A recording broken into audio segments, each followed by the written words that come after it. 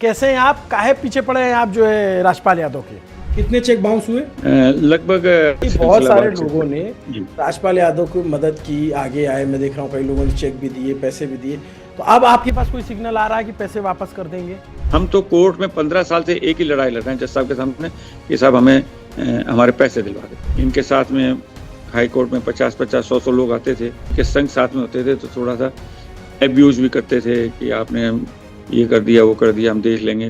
Rajpal Yadav jail गए, राजपाल यादव के समर्थन में फिल्मी हस्तियां आई, नेता आए, लेकिन राजपाल यादव का एक और पक्ष है, एक और पहलू है जो लोग नहीं जानते हैं, जो पिछले 14 सालों से कैमरे के सामने नहीं आया है। वो पक्ष कौन है? वो पक्ष है जिस व्यक्ति ने राजपाल यादव पे मुकदमा किया और जिस व्यक्ति की वजह से राजपाल यादव को जेल जाना पड़ा। वो व्यापारी माधव गोपाल अग्रवाल, जो शाहजहांपुर के ही हैं, और उन्होंने पैसे दिए थे, लेकिन आज तक उनका पक्ष सामने नहीं आया। और जो राजपाल यादव के इर्द गिर्द चीजें दिखाई जा रही, क्या उतना ही सच है या एक पक्ष जो सिक्के का दूसरा पहलू है उसे छिपा लिया गया? इसलिए मैं आपसे कहूंगा कि हम अब बातचीत करने जा रहे हैं, इंटरव्यू करने जा रहे हैं, और आपको ये पूरा इंटरव्यू देखना चाहिए, पूरा इंटरव्यू समझना चाहिए, ताकि ये पता चल सके कि जिसके पास विजिबिलिटी नहीं है या जिसके पास उस तरीके का आभा नहीं है, क्या उसका पक्ष हमें नहीं जानना चाहिए, क्या उसका पक्ष सामने नहीं आना चाहिए। नमस्ते, अभिनव पांडे नाम है मेरा, और न्यूज पिंच पे अब आप माधव गोपाल अग्रवाल का पक्ष जानने जा रहे हैं, जो इसमें पार्टी हैं जिन्होंने राजपाल यादव को पैसा उधार दिया था।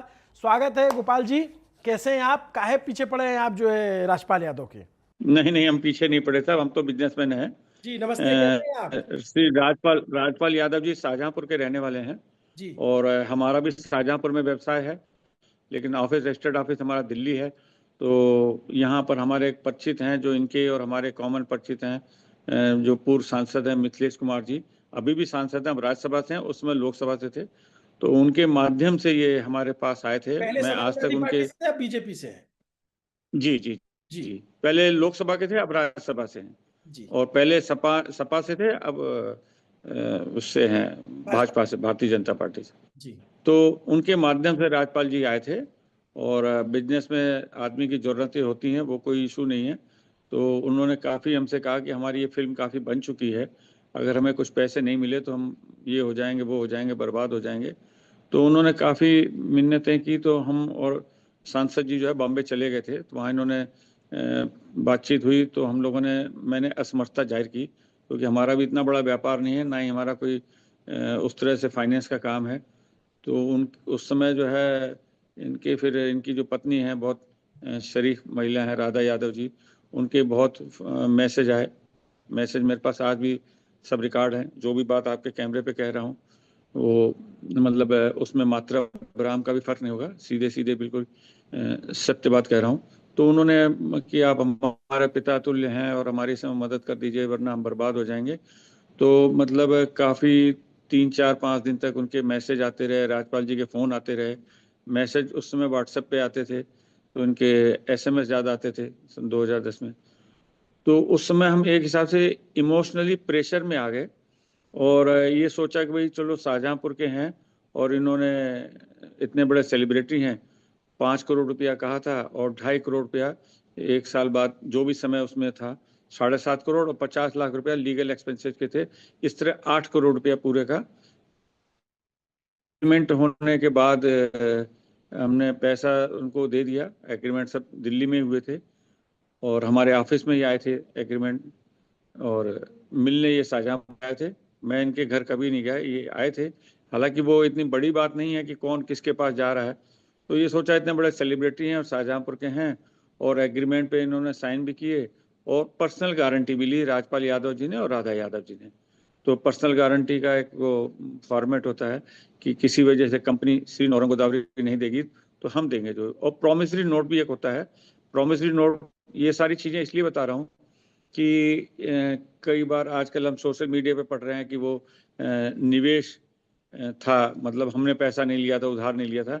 तो किसी के पैसे अगर हम कहीं पे रिलायंस में या इनकी कंपनी कहीं निवेश करेंगे, तो कोई आदमी, मुकेश अंबानी जी, पर्सनल गारंटी नहीं देंगे, या कोई भी आदमी पैसे लेगा पर्सनल गारंटी या प्रोमिसरी नोट नहीं देता है। खैर, वो चीजें हो गई। तो जब समय आया हमारे चेक ड्यू होने का, जो इन्होंने 8 करोड़ के दे रखे थे, तो उस समय 1 हफ्ता पहले हमने फोन किया कि भैया आरटीजीएस करेंगे या कैसे क्या है। ड्यू हो रहा है, तो बोले भैया अभी मेरी थोड़ी पिक्चर कंप्लीट नहीं हुई है, तो उसको जो है आपको थोड़ा सा डेफर करना पड़ेगा। तो एक शुरू का मामला था, हमें ये भी नहीं पता था कि ऐसी स्थिति बनेगी। तो हम जो है वो उसके बाद उस एग्रीमेंट का एक सप्लीमेंट्री एग्रीमेंट बना। सप्लीमेंट्री एग्रीमेंट में वो जो टाइम उन्होंने बताया था उस टाइम के उन्होंने फ्रेश चेक दिए हमें, और उस 8 करोड़ पे जो भी एक आपस का अंडरस्टैंडिंग से ये जो ब्याज था वो जोड़ के, और हमने पुराने चेक उनको हैंड ओवर कर दिए और नए चेक ले लिए। ये 2012 इस तरह की बात है। करते करते जी इस तरह करते करते 3 सप्लीमेंट्री एग्रीमेंट हुए, जो किसी को नहीं मालूम है कि मेरे मतलब जो ओरिजिनल एग्रीमेंट था उसके बाद इनके कहने पे मैंने 3 सप्लीमेंट्री एग्रीमेंट और किए कि भाई आज पैसे नहीं है कल दे देंगे, कल नहीं तो परसों दे देंगे। हर बार सप्लीमेंट्री एग्रीमेंट में इन्होंने फ्रेश चेक मुझे दिए और मैंने पुराने चेक इनको वापस दे दिए। चलता रहा। तो हमारे एग्रीमेंट में एक ये भी था कि भाई इसको मॉर्टगेज करने के लिए आप निगेटिव प्रिंट हमारी कंपनी को रखेंगे। हमें मालूम नहीं था क्योंकि हम फिल्म इंडस्ट्री से है नहीं, ना हमें पिक्चर में जाना है, ना हमें किसी बच्चे को लगाना है। हम अगर फिल्म इंडस्ट्री में जाना ही होगा तो और बहुत रास्ते हैं, वहाँ सलमान जी से मिलते या किसी भी बड़े नेता से, किसी भी बड़े फिल्म स्टार से मिलते। वो हमारे परिवार में ना फिल्म इंडस्ट्री से कोई ताल्लुक है, ना हम लोगों का कोई इंटरेस्ट है, ना कहीं प्रोजेक्ट करना था ये। इसके बाद भैया 3 सप्लीमेंट्री एग्रीमेंट के बाद एक दिन हम टीवी पे देखते हैं कि अमिताभ बच्चन जी लॉन्च किया। तो हमने कहा भाई ये तो शुरू हो रही है, उसके पहले इनको पैसे भी देने थे और नेगेटिव भी हमारे पास। तो हमने जो है उसको क्या लॉन्च किया? बीच में आपकी आवाज कट गई थी। अमिताभ बच्चन दिल्ली जी ने हाई क्या कोर्ट लॉन्च गए। किया? जब इन्होंने अमिताभ बच्चन जी के द्वारा अता पता लापता का म्यूजिक लॉन्च किया इन्होंने, वो हमें टीवी से मालूम पड़ा, एबीपी न्यूज से हमने टीवी में देखा। तो उसमें इनको निगेटिव प्रिंट हमारे पास रखने थे, वो नहीं रखे, ना ही हमारी जानकारी में था, ना ही हमारा कोई इन्विटेशन था। और इन्विटेशन दे या ना दे वो कोई हमारा वो इशू नहीं है कि कोई इसकी वजह से। फिर हम बॉम्बे गए, तो बॉम्बे के एक वकील है मिस्टर अशोक सराव जी, तो उन्होंने फिर उसको फिल्म को दिल्ली हाई कोर्ट ने और वहाँ मिलके उसको स्टे कर दिया कि ये पिक्चर रिलीज नहीं होगी जब तक इनकी कंप्लाइंस पूरी नहीं हो जाती हमारे प्रति। फिर उन्होंने कहा भाई अगर पिक्चर नहीं रिलीज होगी तो मैं पैसे कहाँ से दूंगा। तो 2-4 दिन के अंदर हम लोगों का एक आपस में एक अंडरस्टैंडिंग के तहत हमने दिल्ली हाई कोर्ट में उसको वापस ले लिया। था पिक्चर पे दिल्ली हाई कोर्ट में हमने उसको वापस ले लिया कि हाँ भाई ठीक है पिक्चर चलेगी तभी आएगी। तो पिक्चर आई चली जो भी उनका हुआ। तो उसके बावजूद भी जो सप्लीमेंट्री एग्रीमेंट थे तो उसमें पेमेंट नहीं हुआ, तो फिर हमें मजबूरी में पेमेंट के लिए माननीय दिल्ली हाई कोर्ट में हमें जाना पड़ा। दिल्ली हाई कोर्ट में केस चलते रहे कई दिन तक। तो 21/4/13 को 21 अप्रैल 13 को दिल्ली हाई कोर्ट के आदरणीय जज साहब जस्टिस मुरलीधरन जी ने को इन्होंने एप्लीकेशन दी कि अगर जो है 10 करोड़ 40 लाख में, फिगर शायद यही है, हो सकता है 11 करोड़ हो, में अगर सेटलमेंट कर लें अगर मुरली प्रोजेक्ट, तो हम इस विषय को खत्म कर सकते हैं। हाई कोर्ट ने हमसे पूछा कि भाई इतने पैसे में आप सेटल कर सकते हैं, क्योंकि उस समय मेरे एज पर एग्रीमेंट पैसे काफी बन रहे थे। तो हमने भी कहा भाई ठीक है जो पैसे या मिल जाए तो हमने इसको विषय को खत्म करते हैं। हमने दिल्ली हाई कोर्ट में कंसेंट दे दी। इन्होंने उतने रुपए के चेक 11 करोड़ के दिल्ली हाई कोर्ट में जमा कर दिए कि कोई 2 करोड़ 3 महीने बाद का, कोई 6 महीने बाद का, फिर कोई 5 महीने बाद का, फिर मतलब इस तरह से साल भर के चेक 11 करोड़ के इन्होंने दिल्ली हाई कोर्ट जमा कर दिए। दिल्ली हाई कोर्ट ने वो 21/4/13 को जो इन्होंने जमा किए थे सेटलमेंट आपसी म्यूचुअल, वो हमारे को चेक हमें हैंड ओवर कर दिए। हमने जब जब समय आया जो जो डेट पड़ी थी उन पे चेक जमा कर दिए, सारे चेक बाउंस हो गए वो भी। ठीक है, यहाँ से चेक बाउंस होने की प्रक्रिया शुरू होती है, क्योंकि कितने हमारा चेक भी बाउंस हुए? 4 हैं जी, कितने चेक बाउंस हुए? लगभग 7 चेक थे, 7 चेक थे। और तो वो सारे चेक बाउंस हो गए। तो उसके बाद ये प्रक्रिया चलते चलते चलते चलते 2015-16 में दिल्ली हाई कोर्ट में, वो 2013 में जब ये जेल गए थे तो उस समय जेल में तो हमारे मैटर में जस्टिस मुरलीधरन जी के यहाँ इनकी मिसेज राधा यादव जी का कोई एफिडेविट इन्होंने साइन कर दिया था। और साइन करने के बाद उन्होंने पूछ लिया था कहाँ है राधा जी, तो उन्होंने कहा था बाहर हैं, कोर्ट के बाहर है, बच्चे को फीड करा रही हैं। एक्चुअल में वो थी नहीं दिल्ली में, वो थी बॉम्बे में। तो जज साहब नाराज हो गए, तो उस वजह से उन्होंने उन दोनों को भेजा था जेल। तो उसके बाद ये चेक बाउंस होने के बाद ये प्रक्रिया चलती रही। बीच में एक स्थिति हाई कोर्ट में ऐसी आई कि जज साहब बोले कि भाई मीडिएशन कर लो। तो हमने कहा साहब मीडिएशन कर लेते हैं, क्योंकि हम तो बिजनेसमैन आदमी, हमने कहीं भी कोई ना तो इस तरह की ईगो रही, तो कोई नहीं, मीडिएशन में हो गए। तो वहां से जो है, जब ये जेल गए थे पहली बार, वहां से इन्होंने फिर बातचीत की, अपनी दूरी बना ली। इनके साथ में हाई कोर्ट में 50-50, 100-100 लोग आते थे, और सेलिब्रिटी हैं, आते भी हैं, आने भी चाहिए, हमें उससे कोई वो नहीं। लेकिन जो इनके संग साथ में होते थे तो थोड़ा सा एब्यूज भी करते थे कि आपने ये कर दिया, वो कर दिया, हम देख लेंगे, वो कोई उस चीज परवाह नहीं। तो वो ईश्वर की कृपा है। तो वहां से दूरियां बनती चली गई, और एक आपस का तारतम्य एक टूट गया। फिर कोर्ट पे हम निर्भर हो गए, और ये भी कोर्ट में अपने आते रहे, और इनके काफी वकील अगर बदलते रहे, हमें उससे भी कोई दिक्कत नहीं हुई। 15 या 16 में, मुझे एग्जैक्ट तारीख नहीं, दिल्ली हाई कोर्ट में एक मीडिएशन हुआ। तो हमने मीडिएशन में यहाँ तक कहा, रिकॉर्ड है, कि भाई वन टाइम अगर पैसा दे दें तो हम सब कुछ, काफी कुछ भूलने को तैयार है। तो इन्होंने कहा कि वन टाइम पैसा तो नहीं दे पाएंगे। तो न्यायालय ने कहा कि किस्तों में तो आप कई बार दे चुके हैं, कई बार 4-4 3-3 सप्लीमेंट्री एग्रीमेंट हो चुके हैं, ओरिजिनल एग्रीमेंट हो चुका। उसके बाद दिल्ली हाई कोर्ट में सेटलमेंट इनके कहने से हुआ। तो बल्कि दिल्ली हाई कोर्ट में जब सेटलमेंट हुआ था, तो हमने सेटलमेंट कर लिया, तो दिल्ली हाई कोर्ट ने हम पे 25,000 रुपए का जुर्माना लगाया कि आप बिना कोर्ट की मर्जी से कैसे सेटलमेंट कर सकते हैं। मैंने 25,000 रुपया वो जुर्माना भरा दिल्ली हाई कोर्ट में, कि आप कर सकते हैं लेकिन बिना कोर्ट की इजाजत के नहीं कर सकते। मैंने सब गलती हुई। तो वहां से भैया पांडे जी ये चीजें वो चलती रहीं, और जो एक मीडिया, जो हाई कोर्ट ने हम लोग को एक आपस में बीच में एक समझौता करने के लिए, तो वो भी नहीं बन पाया। तो कोर्ट में चलता रहा। अब 2010 से आज 2026 है, 15-16 साल हो गए। शुरुआत में हमने कई बार कहा था भैया कैसे भी दे दो, किस्तों में दे दो, विषय खत्म हो जाए। इस दौरान मैं 3-4 बार बॉम्बे इस दौरान मैं 3-4 बार बॉम्बे में भी, जब शुरू में, जब सप्लीमेंट्री एग्रीमेंट के बाद जब चेक, तो मैं इनके घर भी गया। और चूंकि मिथिलेश जी ने दिलवाए थे पैसे, तो मैं उनको साथ ले गया, और वो साथ गए। मैं 3 या 4 बार इनके घर गया हूँ, मैं और मिथिलेश जी, और वहां थे राधा यादव जी और राजपाल यादव जी। 2 बार तो मैं लिटरली लिटरली बच्चों की तरह आंसुओं से रोया हूँ, क्योंकि हमारे पास ना तो हम इतने बड़े आदमी हैं, ना इतने पैसे वाले हैं। ये सोच के दे दिया कि यार इनकी निगाह में एक मदद हो जाएगी, और सेलिब्रिटी हैं, पैसे मिल जाएंगे, कोई दिक्कत नहीं, और मुझे भी ब्याज व्याज तो मिल ही रहा है, कोई दिक्कत नहीं है। मैं इनके घर गया तो मैंने कहा भैया सप्लीमेंट्री एग्रीमेंट जितने भी हो रहे हैं, मुझे जो डेट बताओ तक, क्योंकि मैंने भी कुछ लोगों से पैसा लेके दे दिया था। तो उसको इन्होंने हमेशा ये कहा कि इस बार चेक बाउंस नहीं होंगे, इस बार बाउंस नहीं होंगे। मैं आंसुओं से रोया हूँ, इनके पास पैसे मांगने कई बार गया।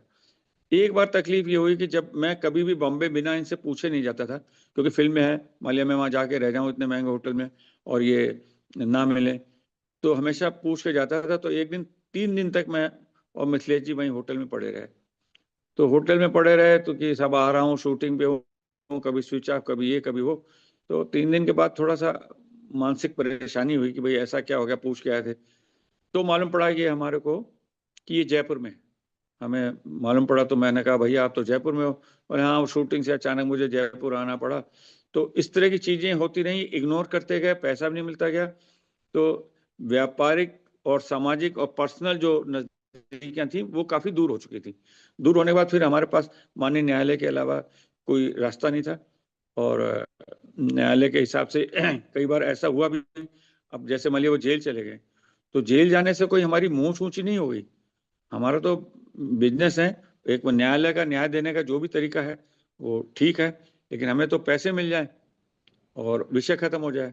और हम तो, अगर जो रुपया हमने 5 करोड़ रुपया दिया था, जिस तारीख को दिया था, 8 करोड़ को छोड़ दीजिए, अगर आज उसको बैंक पद्धति से 12% पे जोड़ दें, 31 दिसंबर 25 तक, तो 25 करोड़ बनते हैं, 24 करोड़ समथिंग, 12% से, बैंक सिस्टम से। तो हम लोग भी बैंकों को ब्याज दे ही रहे हैं। ऐसा नहीं कि हमारे पास बहुत पैसा है, आज भी बैंकों से लोन ले रखा है, उस दिन भी लोन ले रखा था। हम तो अपनी साख बनाने के लिए या बचाने के लिए बैंक को ब्याज भी टाइम से दे रहे हैं, प्रिंसिपल अमाउंट भी दे रहे हैं, वरना हम व्यापार नहीं कर सकते। तो ये सब चीजें हैं। तो कहीं पे इस तरह की कोई चीज नहीं है। मैंने आपको शार्ट में ये सारी चीज बता दी, और जितनी बात बताई है उसमें कहीं भी मात्रा अब्राम का फर्क नहीं है। नहीं तो आप जैसे आपने 5 करोड़ दिए थे, तो क्या खुद भी आपने कहीं से लेके दिया था या अपनी जेब से दिया था? हाँ नहीं साहब, मैं बिजनेसमैन है, जेब से कहूँ, मतलब व्यापार में लेन देन तो चलता ही रहता है, लेकिन हम इतने बड़े आदमी नहीं थे। और अगर कोई आदमी बड़ा होता भी तो उस हिसाब से उसका व्यापार बढ़ जाता है। बड़े बड़े व्यापारी पे बड़ा लोन, छोटे व्यापारी पे छोटा लोन। मेरे पास बैंकों का लोन आज भी है, उस दिन भी था। तो आपने चुका दिए वो पैसे जहां से लिया आपने, बैंक से और तमाम जगहों से? नहीं, हम तो, हमारा तो जो सिस्टम है, मान लिया कुछ आपसे लिया, कुछ उससे लिया, तो लेन देन चलता रहता है, चुका दिए। क्योंकि उसने तो हमको इसलिए नहीं दिया कि आप वहां दोगे, वहां से मिलेगा हाँ तो भाई, हमें वो दोगे, आपसे क्यों सुनेगा कि या आपने कहाँ वो, पैसा दिया, तो आपके नाम पे दिया नहीं था। नहीं, वो ये थोड़ी कि उसने, वो तो एक, चाहे बैंक से ले रहे हैं तो बैंकों का पैसा होता है, तो वो तो हमारी अच्छी ख्याति है, कोई दिक्कत नहीं है। किसी भी फाइनेंस या बैंक में हम लोगों की बड़ी अच्छी इमेज है, सोशल इमेज है। तो बस उसके बाद से ये सब चीजें चलती तो रही, अब ये बताइए, जैसे व्यक्तिगत कि बहुत सिलसिला सारे बातचीत लोगों से। ने जी। राजपाल यादव की मदद की, आगे आए, मैं देख रहा हूँ कई लोगों ने चेक भी दिए, पैसे भी दिए। तो अब आपके पास कोई सिग्नल आ रहा है कि पैसे वापस कर देंगे? नहीं सब सोशल मीडिया पे हम लोग सुन रहे हैं जो आपने सुना, और हम ये भी सुन रहे हैं कि काफी लोगों ने पैसे दे दिए, वो जेल से बाहर आ गए, रिहा हो गए। अब कल की तारीख है, और जहां तक लोग काफी मदद कर रहे हैं तो अच्छी बात है। उनके अपने व्यक्तिगत संबंध हैं इतने, ये उनकी पूंजी है। अब बेहतर होता कि जब पिछली बार जेल गए थे तो ये बेचारे जितने भी उनके अच्छे संबंध के लोग हैं वो उस समय कर देते, तो आज ये नौबत नहीं आती। और उनका व्यवहार है, व्यक्तिगत संबंध है, जो लोग भी सहयोग कर रहे हैं वो उनका निजी रिश्ता है, तो उस पर मैं तो सब कोई कमेंट नहीं कर सकता हूँ। सबके लोग अपने अपने दुख सुख के साथी हैं, तो उनके। बट ये बताइए कि अगर मान लीजिए जैसे उनको सजा भी हो जाती, तो आपके पैसे तो उससे वापस नहीं मिल रहे हैं ना? नहीं तो सब मेरे पास न्यायालय के पे जाने के अलावा तो कोई रास्ता नहीं ना। अब न्यायालय का क्या नियम है, मतलब कानून का रास्ता तो अलग है ना साहब। मतलब इसमें मेरी कोई, उनको जेल भेजने में हमने कभी भी कोर्ट में ये तो नहीं कहा भैया इनको जेल भेज दीजिए। हम तो कोर्ट में 15 साल से एक ही लड़ाई लड़ रहे हैं जज साहब के सामने कि साहब हमें हमारे पैसे दिलवा दे। तो और आपने तो पैसे की बात पैरवी भी कर। मैंने बता दी। अब आज 12% से 5 लाख के 25 करोड़ बन रहे हैं। हम तो उस 5 करोड़ के। पे शुरू से कंप्रोमाइज के उसमें एटीट्यूड में रहे। तो हमारा उनका जेल जाने से हमें कोई ना तो प्रसन्नता है, और लेकिन कानून अपना काम कर रहा है। अगर मैं भी गलत होता तो मतलब वो चीज़ अलग है, उस पर मेरी, मैं क्या कह सकता हूँ। अच्छा, मैं ये एक सवाल जानना चाहता था, उसका जवाब आपने पहले दे दिया कि आपने बीच में ही फिल्म रिलीज से पहले रुकवा दी थी। तो उसकी वजह आपने बताई कि गाना रिलीज कर दिया था। हाँ, हाँ, हाँ, अमिताभ बच्चन जी से गाना रिलीज करा दिया था। तो हमारी कुछ नियम शर्तें थी जो इन्होंने ना हमें बताई, ना कॉन्फिडेंस में लिया। मान लिया कह देते भैया वो हम बाद में कर देंगे, अभी हम ये कर रहे हैं, तो भी हम विश्वास में थे। विश्वास नहीं होता तो हम इतना पैसा क्यों देते। जब हमें लगा कि ऐसा है कि ब्रीच कर रहे हैं, तो हमें हमारे वकीलों ने सलाह दी, और फिर बाद में लोगों ने ये सलाह दी, तो हमने विद इन वीक उसको वापस भी ले लिया। और उसके आप लिए मैं बम्बई गया था। आप जो है, अब अभी भी कल फिर हियरिंग है, उसमें फिर आप लोग को पेश होना पड़ेगा। मैं इधर, मैं पांडे जी 5 साल से तो कोर्ट नहीं गया हूँ, हमारे वकील जाते हैं। क्योंकि मैं जाता था, वकीलों को पैसे देते देते देते देते थक गया। ये तो सेलिब्रिटी हैं, मुझे नहीं लगता कि इनसे कोई वकील पैसा लेता होगा। तो हमारे जो वकील हैं शुरू शुरू में, इतने बड़े बड़े वकील के, श्री राजीव नैयर जी, संदीप सेठी जी, राधा कृष्णन नैयर जी, तो अब तक मैं लगभग, क्या बताऊं, करोड़ों रुपए में फीस दे चुका हूँ, करोड़ों रुपए में। तो ये जितने मुर्गी ने उतने मसाला हो गया आपका तो। अब इसके बारे में सब न्यायिक प्रक्रिया है कि भाई कहीं लोअर कोर्ट जाओ, फिर हाई कोर्ट जाओ। अच्छा, ये बीच में सुप्रीम कोर्ट भी गए थे, हाई कोर्ट के बीच में लगभग 16-17 के आसपास। तो सुप्रीम कोर्ट ने भी इनकी जो प्ली थी वो रिजेक्ट कर दी थी, और बड़ी नाराजगी के साथ सुप्रीम कोर्ट में मैं था, फाइल फेंक के मारी थी जज साहब ने। चलिए, आप आए कैमरे के सामने काफी आमतौर पे। जजमेंट हाई कोर्ट और सुप्रीम कोर्ट ने जो जजमेंट लिखे हैं उनमें जो ऑर्डर में जो शब्दावली है कई जगह बहुत खराब है, बहुत मतलब अच्छी नहीं, जो उनके लिए मतलब माननीय न्यायालय भी इनके लगातार के एटीट्यूड से हमारे साथ जो कर रहे हैं वो तो कर ही रहे हैं, लेकिन न्यायालय को भी ये है कि भाई ये क्लाइंट के साथ साथ हमें कोर्ट को भी गुमराह कर रहे हैं। चलिए, मैं ये कहूंगा कि देखिए, हमारा काम है दूसरा पक्ष भी सामने लाना, चूंकि हमने राजपाल यादव की बात की थी जी और आपसे भी संपर्क किया तो आप जी तैयार हो गए। और बड़ा कम होता है कि बिजनेसमैन इस तरीके से कैमरे पर आकर के अपनी बात रखें, क्योंकि आप लोग बसते हो। मैं एक सवाल और जानना चाहता हूं कि इस नहीं पूरे प्रकरण में जी जी जी आपके ऊपर हमारे राजनीतिक वकील साहब दबाव ने आया मना कर क्या? रखा है। हमारे वकील साहब ने ही मना कर रखा है, वरना काफी लोगों के संपर्क में हैं तो हमने मना कर रखा है कि भाई कि आपको कुछ बोलना नहीं है, आपका किसी माध्यम से जो संपर्क हुआ नहीं नहीं, और आपने लेकिन जो लेकिन जानना लेकिन चाहा। आपने आपने अच्छा किया, अपना पक्ष रख दिया, क्योंकि कई बार पक्ष नहीं पता चलता है तो लोग एक पक्ष को अपने आप ऑटोमेटिकली विलन मान लेते हैं। तो आपने बात रखी, आपकी जी बात जी लोग समझेंगे और उसको जज करेंगे अपने हिसाब से, क्योंकि देखिए भाई, आपने तो पैसे दिए थे और आप दोनों एक ही जिले के हो, इन्वेस्टमेंट के मतलब आप। स्पष्ट करना चाहूंगा विद ड्यू रिगार्ड कि ना हमने कोई निवेश किया है, पैसे उधार दिए थे, एग्रीमेंट में साफ लिखा है, एग्रीमेंट में साफ लिखा है, लेकिन इंग्लिश में लिखा है, मैं हिंदी में बता दूं कि पिक्चर चले या ना चले, वो सर्टिफिकेट मिले सेंसर से या ना मिले, आंधी आए या तूफान आए, हमसे कोई मतलब नहीं है, ये प्योर फाइनेंस है। आप जब कहेंगे तो मैं एग्रीमेंट भेज दूंगा। और दूसरी चीज कि उन्होंने अपने बेटे को या पोते को, तो मेरा अभी पोता तो केवल 12-13 साल का है, तो वो उनको कन्फ्यूजन रहा होगा, तो किसी को फिल्म इंडस्ट्री में कोई लॉन्च करने का वो नहीं था कि साहब, वो तो एक सौरभ द्विवेदी जी को लल्लन टॉप में उन्होंने 2013 में या 23 में कहा कि वो तो उनको बेटे को प्रोजेक्ट करना था, इसलिए ऐसा कुछ भी नहीं है। और जितनी बात आपसे कह रहा हूँ, व्यापारिक, व्यवहारिक, सामाजिक और लिखित जो भी एग्रीमेंट है वो सब तथ्यों के साथ सभी मैं मेरे एक पास एक सारे एक बात तथ्य और हैं, क्लियर सारी कर दीजिए कि आपका किस जी तरीके का व्यापार है और आपके बेटे जो हैं वो क्या करते हैं? सब व्यापार अपने, हमारी ज्वाइंट फैमिली है और यहाँ शाहजहाँपुर में पेपर का काम है। बीच में लोगों के फोन बहुत आ रहे हैं और ठीक है साहब, सम्मान के साथ रोटी खाते हैं। शाहजहाँपुर में व्यापार है, दिल्ली में व्यापार है, वहां भी रहता हूँ और यहाँ भी रहता हूँ, तो शाहजहाँपुर के ये रहने वाले हैं, इसीलिए मिथिलेश जी के माध्यम से संपर्क में और आए। बेटे आपके और क्या करते हैं? फिल्म उल्म में जाना चाहते हैं या क्या है उनका मामला? नहीं नहीं नहीं, दूर दूर तक नहीं सब हमारा, हम लोग फिल्म इंडस्ट्री से क्या कोई वास्ता, कोई दूर दूर तक नहीं, कोई तो कोई वो रुचि वो नहीं भी है, आप ही आदमी के बिजनेस व्यापार देखते करेगा हैं? इंडस्ट्री है सर। वो भी आपके साथ बिजनेस में ही है?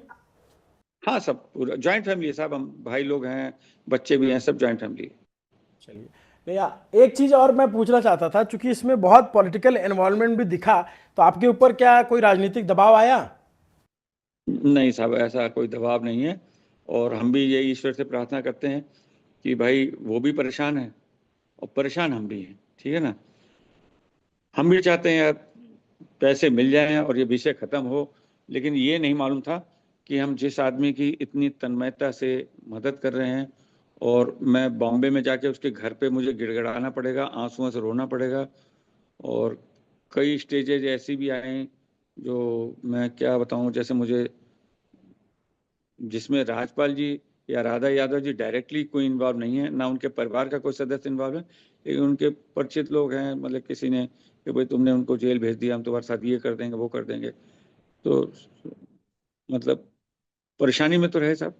काफी जेल जाना भी इसलिए, वहाँ कोर्ट जाना भी इसलिए बंद कर दिया कि पूरा सुबह से शाम तक कितने दिन लगाएगा, तो वकील लोग नहीं, जाते हैं और आपने अपना न्यायालय पे पक्ष पूरा रख दिया भरोसा है, बखूबी से। न्यायालय और न्याय देगा। नहीं नहीं, आपने अपना पक्ष बहुत बखूबी रखा, और न्यूज़ पिंच आपसे वादा करता है कि इसमें बिना किसी काट छाट के जैसी जो बात है वो हुबहू हम रखेंगे।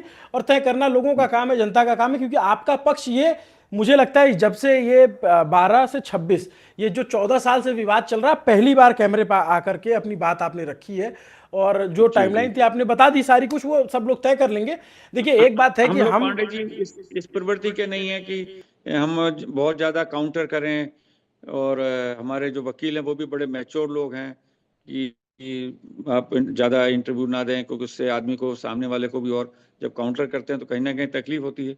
लेकिन एक स्टेज ऐसी आ गई है कि आपका जो फ़ोन आया तो हम इसलिए भी तैयार हो गए कि हमारे ऊपर एक 3-4 आरोप जो लग रहे हैं पूरे भारत में, कि हमने उधार पैसे नहीं दिए थे, निवेश किया था, बच्चे को फिल्म में डालना था इसलिए किया था।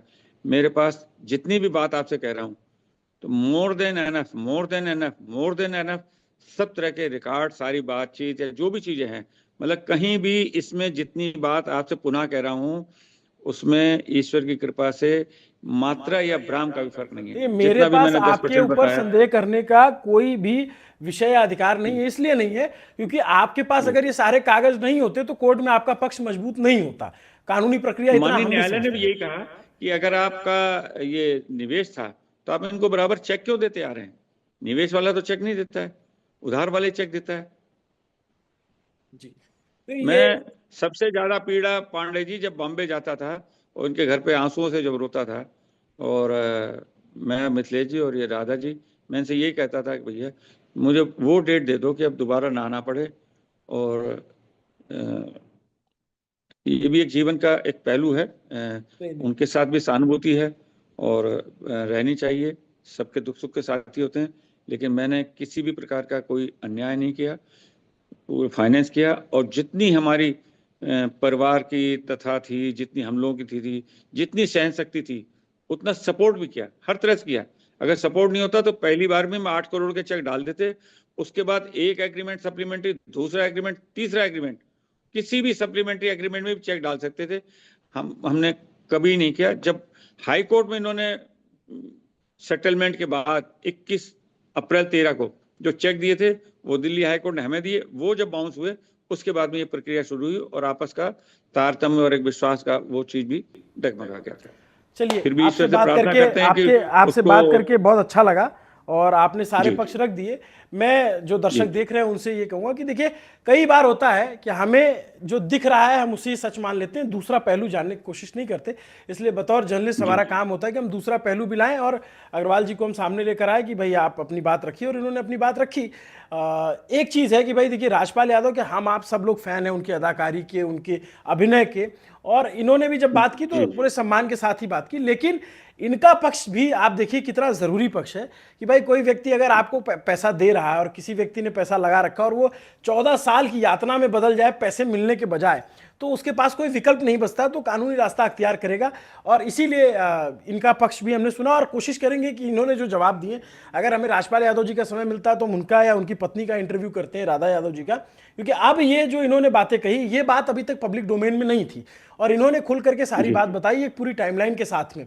तो आप इनकी बातों पे कितना इत्तेफाक रखते हो, क्या सोचते हो? क्योंकि देखिए, ये कोई धर्म कर्म का काम तो कर नहीं रहे, कोई पैसा कमाता है। तो हमारी मानसिकता है कि कोई बड़ा बिजनेसमैन है तो चोर ही होगा, ऐसा नहीं है। बहुत सारे लोगों ने बहुत सारी मेहनत से धन अर्जित किया है और 5 करोड़ की राशि कोई छोटी मोटी राशि नहीं होती, बड़ी राशि होती है, वो भी 2005 में।